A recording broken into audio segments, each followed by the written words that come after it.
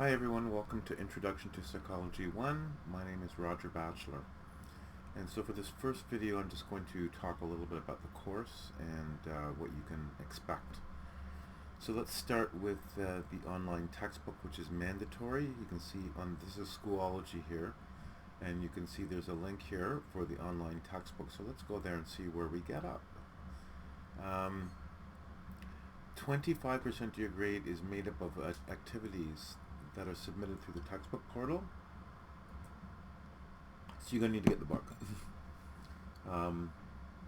There's a join code. I believe this one is actually the wrong one, so just check the one for your class to make sure that the right join code is in there. And if you click on the Top Hat link, you can continue to the link and you'll end up in Top Hat. And you'll click on the sign up button. And you're a student, so it'll say find your course. Put in your join code here, and it'll take you to the join code. It's pretty simple, okay? So you're going to want to get that because a lot of your grade comes from that textbook, 25%. In terms of my expectations, I do ask that you upload your profile picture, because I want to make sure that I know that you are who you are. So I do need your profile picture uploaded. Make sure that you're frequently checking Schoology to ensure that you're not missing anything important.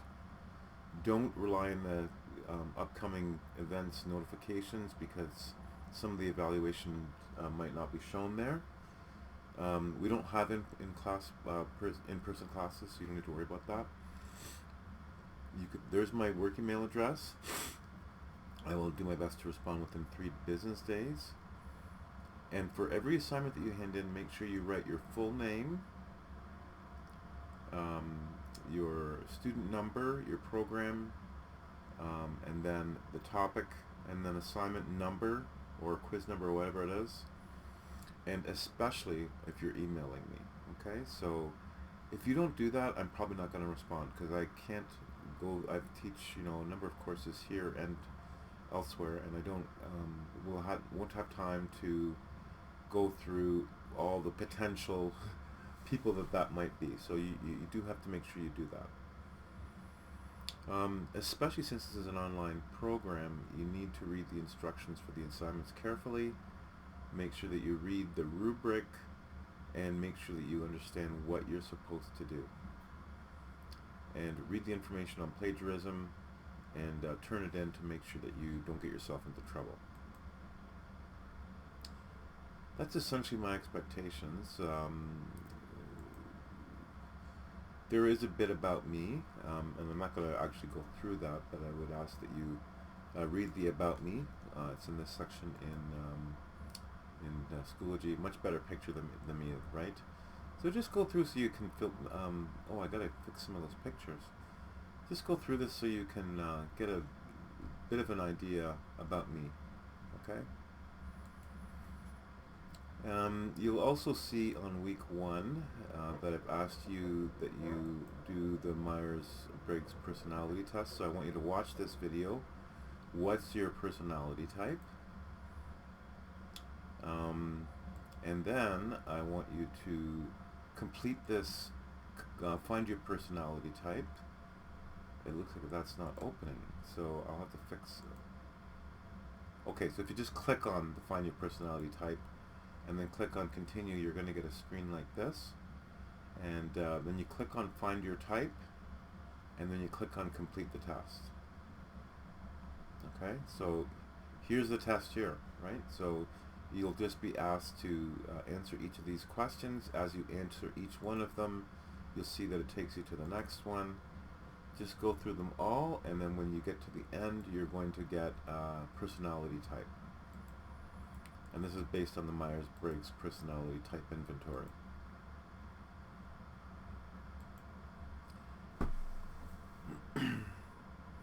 So then when you do that, complete your personality type, you're going to be doing an assignment on that. And the assignment's going to basically be to ask if the assessment is an accurate depiction of your personality, which parts of the assessment are exactly like you and which are not so accurate. And then I want you to share that with a family or with a friend or family member who knows you. Ask, do they agree with the assessment? Which parts do they agree with and why? Also answer these questions in a Word file and then submit them here. So that's number 1.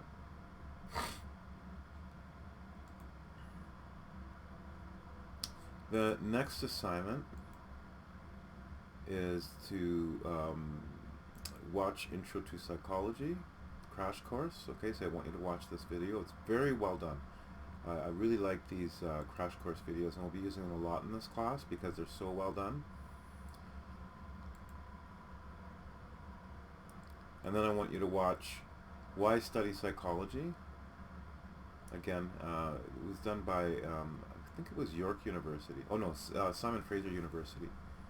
And it just gives you an orientation about why we even have this class. And then finally, I want you to complete and post your introduction assignment, which is here. So you want you to join Flipgrid and answer all of the questions by video. So if you click on this here,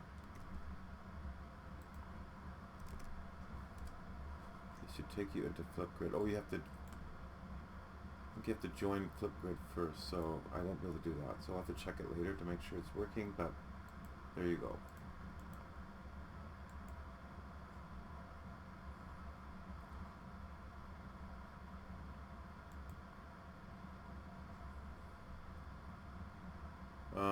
So let's go through the syllabus now so you have an idea of what's going to happen in this class as you go through these 13 weeks. So in terms of the course description, Introduction to Psychology kind of captures it, I think. You're going to get an overview of the field of psychology in general. I have an undergraduate degree in psychology from McMaster University, and it was science-based. And I already mentioned that you're going to need that book. So here's how you're going to be evaluated.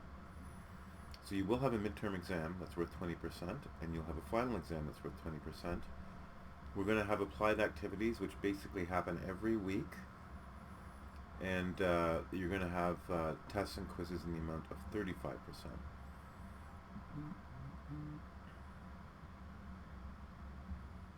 I'm not going to go through all this academic integrity stuff.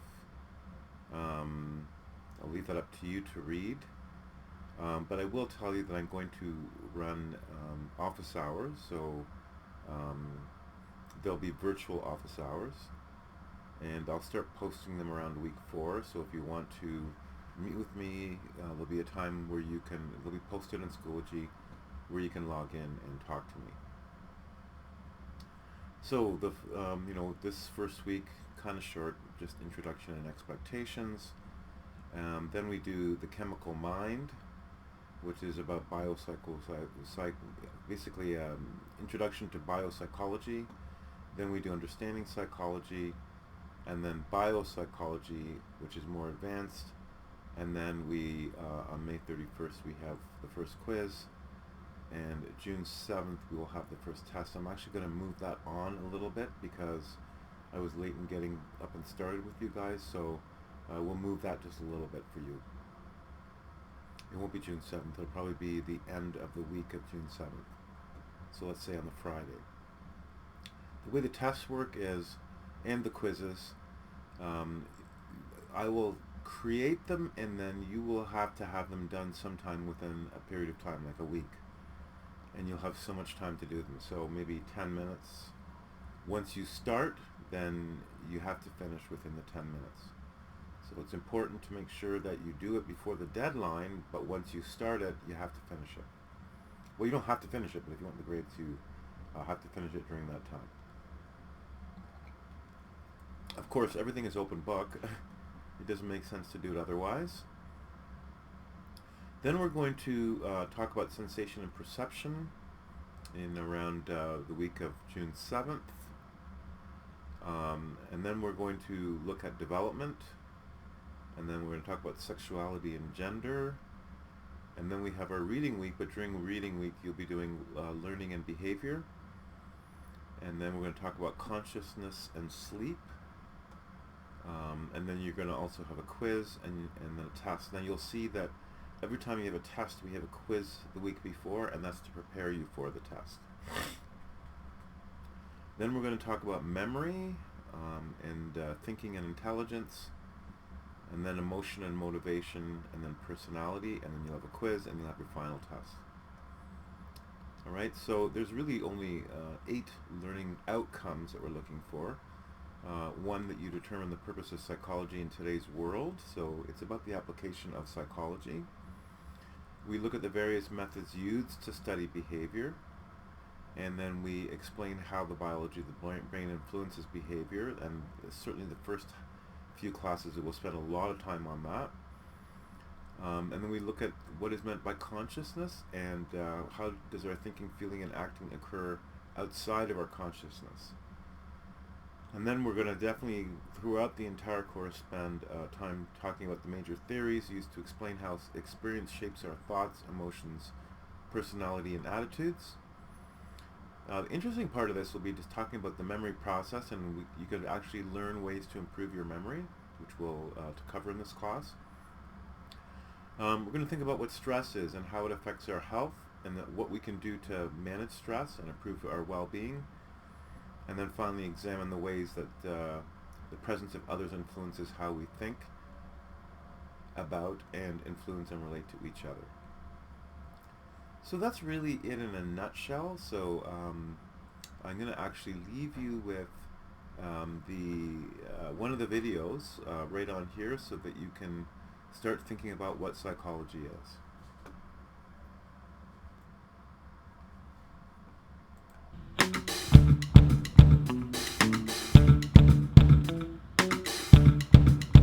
Psychology is in pretty much everything we do. So as humans, I think we need to understand psychology because it's the study of human behavior. It's the study of humans in every aspect. Psychology helps us think about others' perspectives and think about how other people make decisions and what their background is. Psychology is founded in the scientific method, and so our students learn the scientific method well and are able to apply that methodology to other issues that they might face in the world. I was actually drawn to psychology because I've always been interested in people and the social world and how we interact, both at the individual level but also at the group level. I was always really curious about children and how children develop. And then later I became interested in children who were a little different. Specifically, I studied children with developmental disabilities and how they navigate with those differences. My particular area of expertise and research is forensic psychology and law. So I look at issues that are relevant in the legal system. As an example, police interrogations and false confessions. When I tell people that I work in psychology, they naturally think that psychology is all about abnormal psychology and clinical psychology, and that we want to understand abnormal minds. But really, the starting point is to understand how the healthy human mind or brain functions. No big problem has a single dimension. It's multidimensional. Humans are diverse. Our society is diverse. Our problems are diverse. And so our solutions ought also to be diverse. So it helps you kind of move past surface level behaviors or emotions and think about what might actually be happening with an individual in their life. It's broad, it's diverse, it's really a huge area of research. I think what it does is it provides students with all kinds of opportunities to find their passion, find their interest. I think we all need to know a little bit about how humans interact, how humans function, because it's in everything we do. What could be more interesting than the study of human behavior? So I'd love students to get into those classes and think deeply about the material, think carefully about the material, have fun with the material.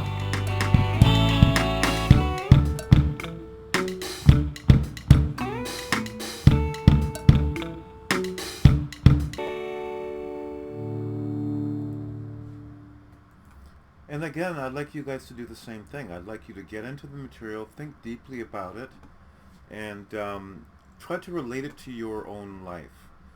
So the next thing I want to go to is the Intro to Psychology, and that is, we'll be doing a lot of these crash course videos, but let's start with this Intro to Psychology.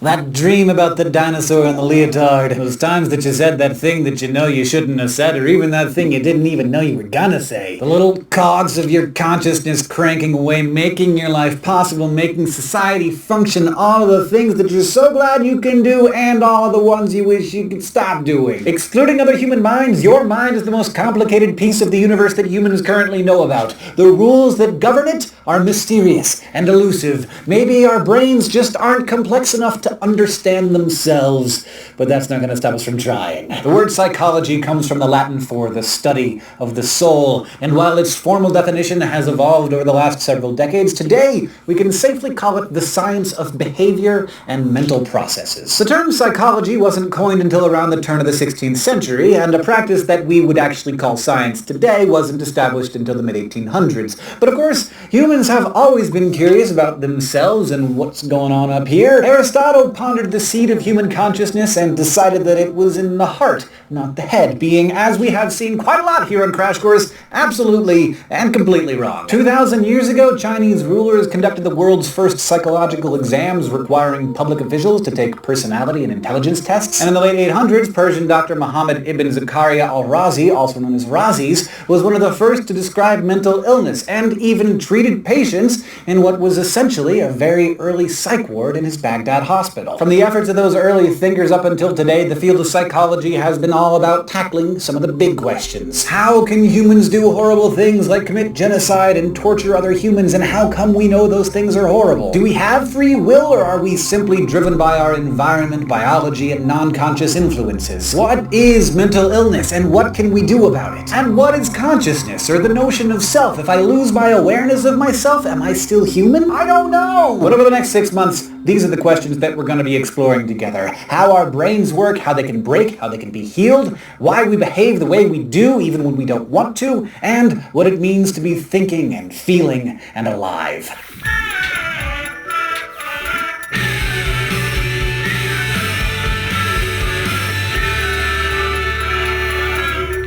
When hearing the word psychology, most people probably think of a therapist listening to a patient unpacking the details of his day while reclining on a couch. Maybe that therapist is wearing glasses, chewing on a cigar, stroking his whiskered chin. Admit it, if you're thinking about psychology, you're probably picturing Freud. Sigmund Freud was one of the most tremendously influential and controversial thinkers of his time, maybe of all time. His theories helped build our views on childhood, personality, dreams, and sexuality, and his work fueled a legacy of both support and opposition. His life was long and spanned an important swath of history from the American Civil War to World War II. But like most great scientists, Freud developed his revolutionary ideas by building on the work of others. And of course, innovation in the field didn't stop with him. In truth, psychology is one of the most wildly diverse sciences in terms of the questions it proposes, the methods it applies, and the different schools of thought and disciplines it contains. Perhaps more than any other science, psychology is just a big old integrated melting pot. For instance, right around Freud's time, there were a lot of different schools of thought about how the study of the human mind should be tackled.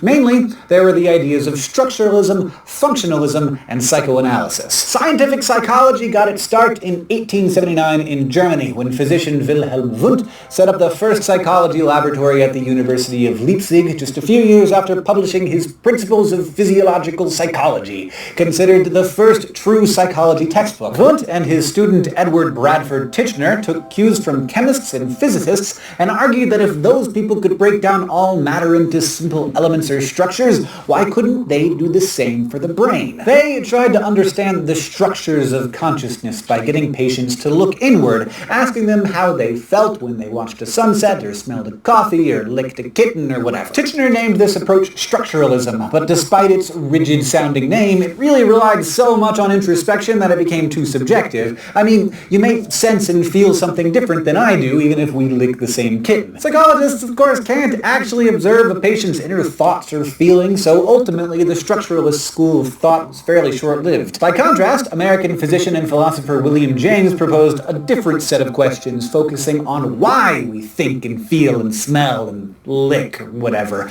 Basically, he focused on the function of behavior. This approach, functionalism, was inspired by Charles Darwin's idea that adaptive behaviors are conserved throughout the evolutionary process. James published his seminal book, The Principles of Psychology, in 1890, defining psychology as the science of mental life, just as Freud was starting to flex his big brain. Sigmund Freud began his medical career at a Viennese hospital, but in 1886 he started his own practice specializing in nervous disorders. During this time, Freud witnessed his colleague Josef Breuer treat a patient called Anna O with a new talking cure. Basically, it just let her talk about her symptoms. The more she talked and pulled up traumatic memories, the more her symptoms were reduced. It was a breakthrough, and it changed Freud forever. From then on, Freud encouraged his patients to talk freely about whatever came to mind, to free associate. This technique provided the basis for his career and an entire branch of psychology. In 1900, he published his book, The Interpretation of Dreams, where he introduced his theory of psychoanalysis. Now, you probably think of psychoanalysis as a treatment, the whole patient on the couch scenario, and that's definitely part of it. But Freud's concept was actually a lot more complex than that, and it was revolutionary. The radical kernel of psychoanalysis was the theory that our personalities are shaped by unconscious motives. Basically, Freud suggested that we're all profoundly affected by mental processes that we're not even aware of. Now that sounds almost obvious to us now, but part of the genius of Freud's theory was that in 1900, it wasn't obvious at all. The idea that our minds could be driven by something that our minds themselves didn't know about was hard to grasp. As hard as, maybe organisms evolving by natural selection. It was abstract, invisible, and there was something about it that seemed irrational. But the other important part of Freud's theory was that the subconscious, literally the thing below consciousness, was still discoverable. Even though you weren't aware of it, you could come to understand it through a therapeutic technique that used dreams, projections, and free association to root out repressed feelings and gain self-insight. So what Freud was really saying was that mental disorders could be healed through talk therapy and self-discovery. And this was a really big breakthrough, because prior to this, people with mental illnesses would be confined to sanatoriums and at best given menial labor to do, and at worst, shackled to a bed frame. After the interpretation of dreams, Freud went on to publish over 20 more books and countless papers with an iconic cigar in hand all the while. He believed smoking helped him think, but it also helped him get jaw cancer. During the last 16 years of his life, he underwent at least 30 painful operations while continuing to smoke. By the late 1930s, the Nazis had taken over Austria, and Freud and his Jewish family narrowly escaped to England. By September 1939, the pain in his cancerous jaw was too great, and a doctor friend assisted him in suicide through morphine injection. He was 83. Whether you love him or hate him, and make no mistake, plenty of people vehemently disagreed with him, there is no question that Freud's impact on psychology was monumental. While competing theories in the young field of psychology either fell away or evolved into something else, psychoanalysis remains an important concept and practice today. The next big shakeup rolled in during the first half of the 20th century when behaviorism gained a higher profile. Heavy hitters like Ivan Pavlov, John B. Watson, and B.F. Skinner were key players here. They focused on the study of observable behavior. You may remember Skinner as the dude who put rats and pigeons and babies in boxes and conditioned them to perform certain behaviors. Right around when Freud escaped to England, Skinner published his Behavior of Organisms, ushering in the era of behaviorism, which remained all the rage well into the 1960s. The other major force at the time was, of course, Freud's psychoanalysis and its many descendants, collectively known as the psychodynamic theories. These focused on the importance of early experiences in shaping the unconsciousness and how that process affects our thoughts, feelings, behaviors, and personalities. By the mid-20th century, other major forces in psychology were also brewing. Schools we'll explore later in this course, including humanist psychology, which focuses on nurturing personal growth, cognitive science, and neuroscience, all of which contributed their own unique takes on the study of mind. Today's formal definition of psychology, the study of behavior and mental processes, is a nice amalgamation that pulls from all these different schools of thought. It recognizes the need for observing and recording behavior, whether that's screaming, crying, or playing air saxophone to an imaginary audience, but it also gives credit to our mental processes, what we think and feel and believe while we're tearing it up on our invisible instruments. Because again, the point that I really want you to take home is that psychology is an integrative science. Yes, folks still get grumpy and disagree plenty, but the essence of the discipline has everything to do with creating different ways of asking interesting questions and attempting to answer them through all kinds of data gathering methods. The human mind is complicated. There is no single way to effectively crack it open. It must be pried at from all sides. Harvard astronomer Owen Gingerich has gazed into the distant horizons of space, and even he has acknowledged that the human brain is by far the most complex physical object known to us in the entire cosmos. And we all get to have one of our very own, knocking around right up in here. We here at Crash Course are really excited to spend the next several months delving into the world of psychology, how it applies to our lives, our minds, and our hearts, and how it deepens our understanding of each other, our world, and ourselves. Thanks for watching this first lesson in Crash Course Psychology, and I'd like to especially thank all of our Subbable subscribers, without whom we would literally not be able to do this. Would you like a personalized signed Crash Course Chemistry periodic table, or even to see yourself animated in one of our episodes? To find out about these and other perks, go to Subbable.com/crashcourse. And thanks to our crew. This episode was written by Kathleen Yale and edited by Blake T. Pastino. Our psychology consultant is Dr. Ranjit Bhagwat. Our director and editor is Nicholas Jenkins. The script supervisor was Michael Aranda, who is also our sound designer, and our graphics team is Thought Cafe. So that's essentially it for the content for this first chapter. So the thing, the first lecture, sorry. The thing I want you to do though is I want to take you to Top Hat and I want to show you what you're going to be doing for the assignments. So this won't be for your course because I can't get in the same way you can, but I can at least show you what you can expect. So the module 1, right, is the first module. That's understanding psychology, and that won't be due for I think it's not due for a little while. Let's just see if it shows when it's due.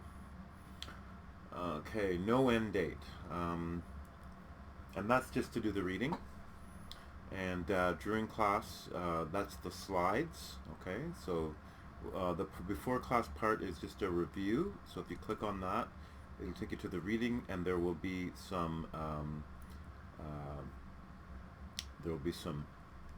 test questions that you have to answer as you're doing the reading.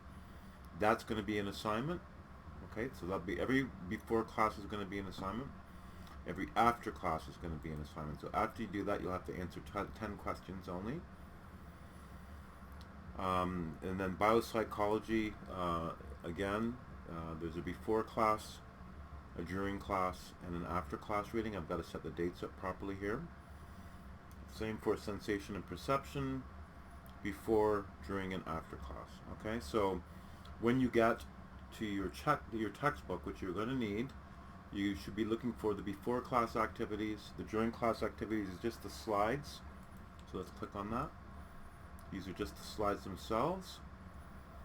And then the after class activities. On top of that, I will be creating Kahoots for each of the exams. So before you actually write the exam, make sure you review the Kahoot, and that will be made an assignment too, where you go through and do the Kahoot, and regardless of your grade, you get 100% as long as you complete it.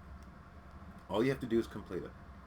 I don't care what grade you get, you just have to go through from start to finish, and then you'll have to upload your report at the end showing how you did. But how you did on the Kahoot itself doesn't matter, and I'll explain in a later lecture how you actually do a Kahoot, right? So I think that's it for today. I'll see you on the next class. Bye for now.